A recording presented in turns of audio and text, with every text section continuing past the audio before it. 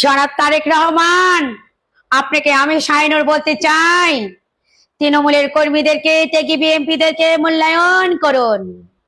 আমার মতো শাহিনুরের কাছে নির্লজ্জ ঘটনা। আমি শাহিনুর যখন কোনো অটো রিক্সায় কি বড় গাড়ি কোনো সিএনজিতে উঠি কি রাস্তাঘাটে কোথাও দাঁড়াই, তখন দেখি তারেক রহমান আপনাকে নিয়ে আলোচনা এবং সমালোচনা। সেটা আমার মতো শাহিনুরের কাছে ভালো লাগে না, ভালো লাগে না। কারণ যে আমি জিয়া পরিবারকে ভালোবাসি। আমি শাহিনুর মরহুম বেগম খালেদা জিয়ার সাথে একসাথে রাজনীতি করছি। আমি শাহিনুর এবং তৃণমূলের কর্মীরা, ত্যাগী বিএনপিরা অতি আগ্রহের সাথে ছিল তারেক রহমান বাংলাদেশে আসবে, তারেক রহমান বাংলাদেশে আসবে। তারেক রহমান বাংলাদেশে আসছে, তারেক রহমান প্রধানমন্ত্রী হয়ে গেছে, কিন্তু দুঃখ তো দুঃখই থেকে গেছে। কাদের? তৃণমূলের কর্মীদের, ত্যাগী বিএনপিদের। তাদের মনের ভিতরে যে কষ্ট, তারেক রহমান আমাদের খবর নিল না। আমরা কেমন আছি, আমরা কোন হেলা আছি। নব বিএনপির ভিড়ে, হাইব্রিডের ভিড়ে ত্যাগী বিএনপিদের ধামা চাপা পড়ে গেছে।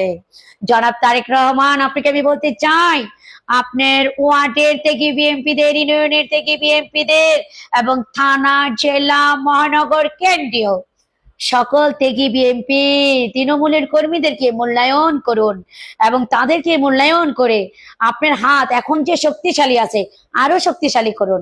এটা আমি শাহিনুর মনে প্রাণে চাই। আমি চাই না যে মরহুম বেগম খালেদা জিয়ার দলকে নিয়ে কেউ বাজে কথা বলুক। আমি চাই না যে শহীদ রাষ্ট্রপতি জিয়াউর রহমানের দলকে নিয়ে কেউ বাজে কথা বলুক। আমি চাই না আমাদের রাষ্ট্রপ্রধান জনাব তারেক রহমানকে নিয়ে কেউ বাজে কথা বলুক। আমি শাহিনুর চাই না।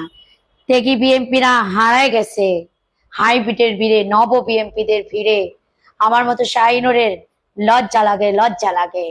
জনাব তারেক রহমান এভাবে হাত বাড়ায় দেন এবং ত্যাগী বিএনপিদেরকে মূল্যায়ন করে এভাবে আপনার বুকে টেনে নেন। আপনার এমপিদেরকে বলেন ত্যাগী বিএনপিদেরকে মূল্যায়ন করার জন্য, হাইব্রিডদেরকে বের করে দেওয়ার জন্য, নব বিএনপিদেরকে বের করে দেওয়ার জন্য।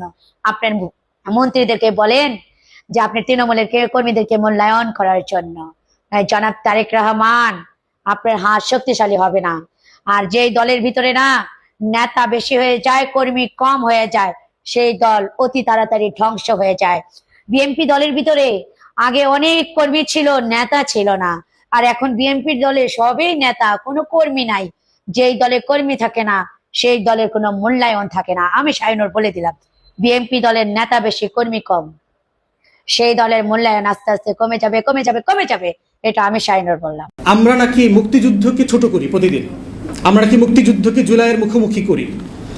যখন আপনি কাউন্টার চ্যালেঞ্জ করবেন এই দালাল গোষ্ঠীকে, তখন দেখবেন ভাই কে করছে একটু বলেন তো, দু একটা এক্সাম্পল দেন তো। বিএনপির কে করছে, জামাতের কে করছে, এনসিপির কে করছে, আমরা কে করছি, আমাদের পক্ষের বুদ্ধিজীবীরা কে কাজটা করছে বলেন তো দু একটা এক্সাম্পল।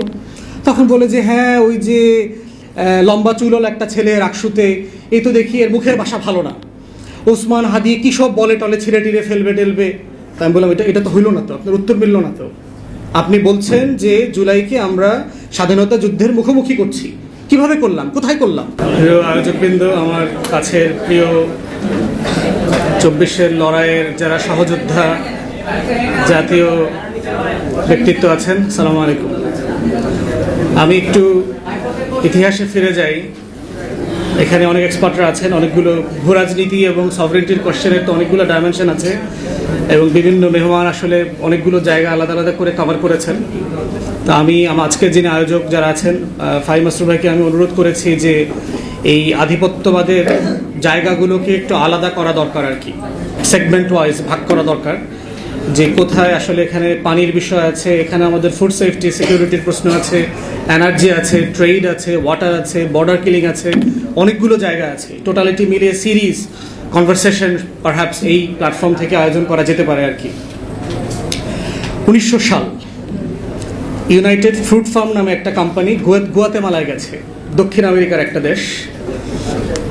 তারা সরকারের কাছে বলল যে তোমাদের প্রচুর জমি আছে, জমিগুলো চাষবাস হচ্ছে না, পড়ে আছে কিন্তু ফার্টাইল, আমরা এখানে কলা প্রডিউস করতে চাই, আমরা প্রচুর কলা এখানে চাষ করব, চাষ করে এটা আবার আমেরিকাতে আমরা নিয়ে যাব ব্যবসা করবার জন্য আর কি। এখন গুয়াতেমালা সরকার মনে করেছে হ্যাঁ হোয়াটস রং উইথ ইট, আমার তো ল্যান্ড ফার্টাইল ইয়েট ব্যারেন পড়ে আছে, তো তারা সেই ইউনাইটেড ফ্রুট ফার্মকে আপনার কলা চাষ করতে অনুমতি দিল। তো তারা প্রচুর ইনভেস্টমেন্ট নিয়ে আসলো, আপনার প্রচুর রেল লাইন কানেক্ট করলো, হাজার হাজার মাইলের রেল লাইন বসিয়ে পোর্টের সাথে, রাজধানীর সাথে, Telegram, central communication, business zone, ফার্মের সাথে তারা কমিউনিকেট করলো। ব্যবসাটা করতে করতে একটা পর্যায়ে 50 বছরের মাথায় দেখা গেল যে এই কোম্পানিটা গুয়াতেমালা নামক দেশের 40% জমির মালিক হয়ে গেছে। একটা দেশের একটা কোম্পানি একটা দেশের তার ভূমির 40% মালিকানা হয়ে গেছে তার। তাহলে এখন আপনি চিন্তা করেন সেই দেশটা আসলে এখন কোথায় আছে, এবং হয়ে যাবার পরে সে কি করছে? সে কি শুধু আসলে কলার চাষ করতেছে, না সে আসলে দেশের রাজনীতি, দেশের অর্থনীতি, কে ক্ষমতায় যাবে যাবে না, এগুলো তো নিয়ন্ত্রণ করবার চেষ্টা করছে। 1952 সালে একজন লেফট লিনিয়ান দেশপ্রেমিক একজন মানুষ ক্ষমতায় আসলেন, এসে এই ইউনাইটেড ফ্রুট ফার্মের উপরে ইনজাংশন দিলে তাদের ব্যবসা এক্সপানশনের ব্যাপারে। দ্বিতীয়ত হচ্ছে যেগুলো তারা জমি কিনেছে কিন্তু কলার চাষ করছে না, সেগুলো আবার ন্যাশনালাইজ করে নিয়েছেন। ট্যাক্স আরোপ করছেন যেন জনগণকে, তার মধ্যে তারা ট্যাক্স দিত না। চিন্তা করে দেখেন, এত ম্যাসিভ একটা কোম্পানি, তারা ট্যাক্স দিত না। এইটা আবার তারা সিআইএকে জানাইলো যে আমাদের বিজনেস ইন্টারেস্ট এখানে কানেক্টেড হচ্ছে। 1954 সালে সিআইএ তার একটা এলিট নেভি পাঠাইলো, সিল কমান্ডো পাঠায় প্রধানমন্ত্রী যাকে ছিল তাকে আত্মসমর্পণ করতে বাধ্য করলো এবং তাকে এক্সাইলে পাঠিয়ে দিয়েছে। এরপর থেকেই দেখবেন এই যে একটা পলিটিক্যাল সায়েন্সে আমরা একটা টার্ম ইউজ করি, বেনানা রিপাবলিক। গুয়াতেমালাকে কেন্দ্র করে কোস্টারিকা, আইভরি কোস্ট, এই চারপাশের বেশ কয়েকটা দেশে এই একই কোম্পানির আপনার কলার চাষ করতো তারা। পরবর্তীতে এই ব্যবসাটা তাদের পড়ে যায়, তারা নাম চেঞ্জ করতে বাধ্য হয়। চিকিতা দেখবেন যারা পশ্চিম আমেরিকাতে অথবা পশ্চিমের দেশগুলোতে দোকানে কলা টলা কিনেছেন, আমরা দেখেছি এই ব্র্যান্ডের কলা আমরা খেয়েছি, চিকিতা ব্র্যান্ড আর কি। তারা নাম পরিবর্তন করে এটা করেছে। এখন দেখেন আমাদের এই যে আধিপত্যবাদের গল্পটা, আলাপটা যখন আমরা তুলি, আমাদের এই ভূখণ্ডে ব্রিটিশ ইস্ট ইন্ডিয়া কোম্পানিকে ছাড়া এই লড়াইয়ের গল্প আমাদের নিকট ইতিহাসে আপনি এটাকে কানেক্ট করতে পারবেন না, যেটা শুরুটা কোথায় হয়েছে এবং কিভাবে শুরু হয়েছে। একটা সিম্পলি কোম্পানি দিয়ে 16 শতাব্দীতে লন্ডন স্টক এক্সচেঞ্জে একটা কোম্পানি রেজিস্ট্রেশন করেছে ইস্ট ইন্ডিয়া কোম্পানি নামে।